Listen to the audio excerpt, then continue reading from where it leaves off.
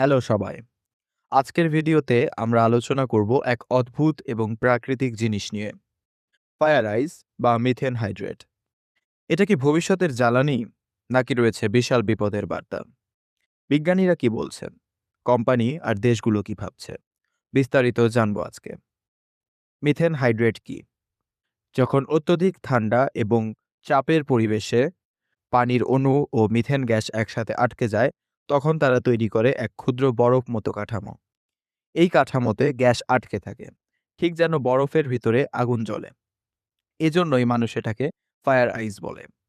এটা মূলত গভীর সমুদ্রের তলদেশে আর্কটিক অঞ্চলের স্থলভ জায়গায় থাকে, যেখানে জল গভীর, ঠান্ডা তাপমাত্রা বেশি আর চাপ খুব বেশি। মিথেন হাইড্রেটের পরিমাণ কতটা বড় resource? United states geological survey USGS এবং আন্তর্জাতিক এনার্জি এজেন্সি আইইএ বহু গবেষণায় বলেছেন মিথেন হাইড্রেটের পরিমাণ প্রচুর, এমনকি বর্তমান পেট্রোলিয়াম, কয়লা আর প্রাকৃতিক গ্যাসের মিলিত রিজার্ভের থেকেও বেশি হতে পারে। এটা মানে কি? যদি আমরা এই ফায়ার আইস থেকে সব গ্যাস বের করতে পারি, তাহলে হয়তো আমাদের কয়েকশো বছর জ্বালানির নিরাপদ স্টক থাকতে পারে। বাস্তবে তেল বা গ্যাস কোম্পানির দৃষ্টি: শেল, এক্সন মোবিল, শাও এনার্জি, বড় বড় এনার্জি কোম্পানি আগের বছরগুলোতে মিথেন হাইড্রেট নিয়ে পরীক্ষা নিরীক্ষা করেছে। জাপান সরকার মিথেন হাইড্রেট নিধনের জন্য গবেষণা চালিয়ে যাচ্ছে। তারা কখনো সফল ভূগর্ভস্থ পরীক্ষাও করেছে, যেখানে তারা সমুদ্রের তল থেকে মিথেন বের করতে পেরেছে। কিন্তু বেশিরভাগ পরীক্ষায় ছিল খরচ বেশি, লাভ কম ধাঁচের। আজ পর্যন্ত মিথেন হাইড্রেট থেকে বাণিজ্যিক পরিমাণে গ্যাস উৎপাদন হচ্ছে না। কিভাবে গ্যাস বের করা হয়? এখানে মূলত তিনটি পদ্ধতি নিয়ে গবেষণা চলছে। ১.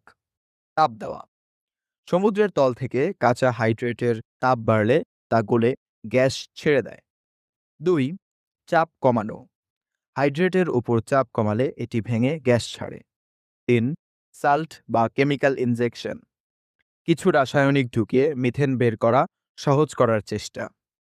প্রতিটি পদ্ধতিরই প্রযুক্তিগত সমস্যা আছে, যেমন গভীর সমুদ্রে নিরাপদভাবে কাজ করা, পরিবেশের ক্ষতি না হওয়া এবং অর্থনৈতিকভাবে লাভজনক হওয়া।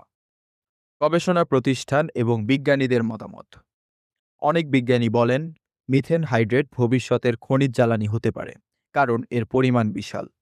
কিন্তু অনেকেই সতর্ক করে বলেন যে এটা সহজ বা নিরাপদ নয়। ম্যারিন জিওকেমিস্ট ডক্টর লুসিয়া পেরেজ বলেছেন, এই হাইড্রেটগুলো যদি অনিয়ন্ত্রিতভাবে গলে যায়, তাহলে তারা পরিবেশে বিশাল পরিমাণ মিথেন ছাড়তে পারে। মিথেন তো কোয়ার্টার হওয়ার আগেই ট্রপোস্ফিয়ারে শক্তিশালী গ্রিনহাউস গ্যাস। মিথেন শক্তিশালী গ্রিনহাউস গ্যাস। মিথেনকে পরিবেশবিদরা কার্বন ডাই অক্সাইডের চেয়েও অনেক শক্তিশালী গ্রিনহাউস গ্যাস বলে আখ্যা দিয়েছেন। ২০ বছরের সময়সীমায় এটি প্রায় ৮০ গুণ বেশি পরিবেশ গরম করতে পারে। এক্ষেত্রে এই হাইড্রেট যদি গলে যায়, তাহলে আমাদের জলবায়ুতে ভয়ানক প্রভাব পড়তে পারে। মিথেন হাইড্রেটের বিপদ: ভূমিকম্প ও স্লাইডিং। সমুদ্রের তলদেশে হাইড্রেটের গঠনের ভূমির স্থিতি রক্ষা করে। গবেষণায় দেখা গেছে, যদি হাইড্রেট দ্রুত গলে যায়, এটি সমুদ্রের তলদেশকে দুর্বল করে দিতে পারে। ফলে স্লাইডিং, ভূমিকম্প, সুনামির ঝুঁকি বাড়তে পারে। জাপান, দক্ষিণ কোরিয়া, কানাডা বিশ্ববিদ্যালয়ের গবেষণা: জাপান মিথেন হাইড্রেটের বাণিজ্যিক উৎপাদনের দিকে আগাতে চেয়েছে। তারা ২০১৭ সালের পরীক্ষামূলক সফল খনির প্রতিবেদন প্রকাশ করে, যা নিয়ন্ত্রিতভাবে গ্যাস বের করতে পারে বলে দাবি করা হয়েছিল। কোরিয়ান ইনস্টিটিউট অব জিওসায়েন্সের প্রফেসর কিম ইল গিয়ং বলেছেন, ভবিষ্যতে অশোধিত কার্বন উৎসগুলোর মধ্যে থেকে মিথেন হাইড্রেট হতে পারে এক নতুন জ্বালানি শিল্পের ভিত্তি, কিন্তু এখনও অনেক রিসার্চ অ্যান্ড ডিসিশন প্রয়োজন। পরিবেশ সংগঠনগুলোর চিন্তা: গ্রিনপিস ও ডাব্লিউডাব্লিউএফ এর মতো পরিবেশ সংস্থাগুলো বলেন, আমরা নবায়নযোগ্য শক্তির দিকে বেশি মনোযোগ দেওয়া উচিত। ফায়ার আইস থেকে জ্বালানি বের করা পরিবেশের নতুন ঝুঁকি বাড়াবে এবং জলবায়ু সংকটে গভীর করবে। এরা রিনিউয়েবল এনার্জি, ওয়াইন্ড, সোলার, হাইড্রোগ্রিন শক্তিকে তুলনায় নিরাপদ ও ভালো বিকল্প মনে করে। ভবিষ্যতে এর ভূমিকা কি? বিজ্ঞানীরা একমত নন।